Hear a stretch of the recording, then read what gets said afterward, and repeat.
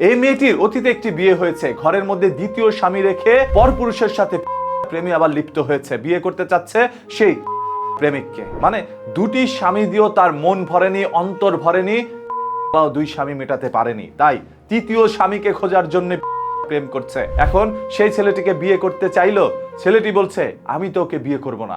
ও যখন আমার সাথে ফোনে কথা বলেছে, প্রেম করেছে, তখন বলেছে ওর কোনো হাজবেন্ড নেই, তাই আমি ওকে বিশ্বাস করে এসেছি যে বিয়ে করলে আমি ওকেই করব। কিন্তু যখন এসে শুনলাম ওর অতীত একটি স্বামী ছিল এবং বর্তমানে একটি রয়েছে, তাদেরকে ফেলে রেখে আমার সাথে প্রেম করছে, তাই আমি তার সাথে বিয়ে করে সংসারের বন্ধনে আবদ্ধ হতে চাই না। এমন একজন শুধু মনোরঞ্জনের কাজেই ব্যবহৃত হয়, ঘরের বউর জন্য নয়। সেই ছেলেটি হয়তোবা হতভাগা, সে ভালোবেসে এসেছিল এই নারীটিকে বিয়ে করতে। সেই 17 কিলোমিটার পাড়ি দিয়ে শেরপুর উপজেলায় এসেছে সেই মেয়েটির সাথে দেখা করতে। মেয়েটি বলল তুমি আমার সরাসরি ঘরে চলে আসো, আশেপাশে কেউ নেই। ছেলেটি সেই সুযোগে তার ঘরে চলে আসে, কিন্তু আগে থেকেই প্ল্যানিং ছিল ঘরে ঢোকা মাত্র আশেপাশের লোকজন এসে তাকে ধরে ফেলবে এবং বিচার সালিশ করে তাকে ওই মেয়েটির সাথে বিয়ে দিয়ে দিবে। অতীত তাই হয়েছে। এখন সেই ছেলেটি বলছে আমি তো আগে জানতাম না এই মেয়েটি এত খারাপ, দুটি স্বামী রেখো আমার সাথে প্রেম করছে। এখন আমি যদি তাকে বিয়ে করি, সে তো আরো কারোর সাথে প্রেম করে তার সাথেও ভেগে যেতে পারে। ওর যেহেতু দুইটা ছেলে মিটাইতে পারে নাই, আমিও পারবো না। এইভাবেই কথাগুলো বলার চেষ্টা করছিল সেই ছেলেটি। বিষয়টা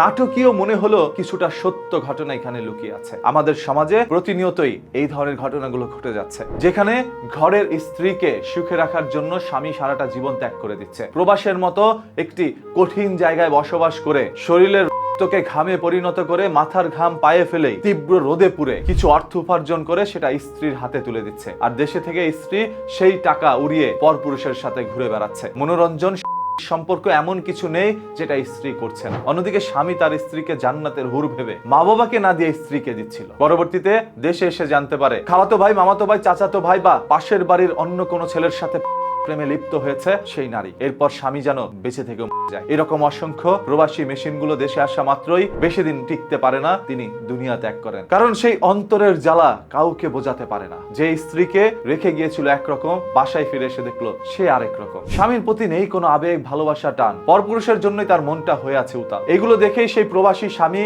আর কিছু বলতে না পেরে মনের মধ্যে কষ্ট চাপা রেখেই একদিন দুনিয়া ত্যাগ করে। আজকের এই ঘটনাটি দেখেন, প্রথম স্বামী ধরে নিলাম খারাপ, সে ভালো না, তাই তিনি দ্বিতীয় বিয়ে করেছে। এখন দ্বিতীয় স্বামীও তার কাছে খারাপ, তাই আরেকজনের সাথে প্রেম করছে। এই ছেলেটি তার কাছে কতক্ষণ ভালো থাকবে সেটা আপনারাই কমেন্ট করে জানান। দুজন পারে নাই, তিনজনও পারবে না। তিনজন না পারলে ছয়জনও পারবে না। ছয়জন একত্রে হয়েও পারবে না এই সকল নারীগুলোর সাথে। কারণ এরা এক পুরুষে আসক্ত নয়। হাজারটা লাগে এদের প্রতিদিন, বলতেও লজ্জা লাগে, তারপরও বলতে বাধ্য হই। এই আজ এই বাংলাদেশের মধ্যে এক ভয়ঙ্কর আকৃতি ধারণ করেছে। 10টি পরিবারের একটির মধ্যে প্রেম চলে। তাই আপনার স্ত্রীকে কিভাবে দেখে শুনে রাখবেন সেই দায়িত্ব আপনার। নজর বাড়ান স্ত্রীর প্রতি, আদারওয়াইজ আপনার সারা জীবনের অর্জিত সম্পত্তি, আপনার স্বপ্নের ভালোবাসার সেই মানুষটি নিয়ে তার প্রেমিকের হাত ধরে চলে যাবে। ভাবছেন একটি নয়, দুটি নয়, 5টি সন্তান রয়েছে আপনার ঘরে, সেই স্ত্রী তার সন্তানদেরকে ফেলে যাবে না। 5টি নয়, 10টি সন্তান ফেলেও 50 বছর বয়সও সেই নারীরা প্রেমিকের হাত ধরে চলে যায়। যার চরিত্র ভালো না, তার বয়স কোনো মেটার না।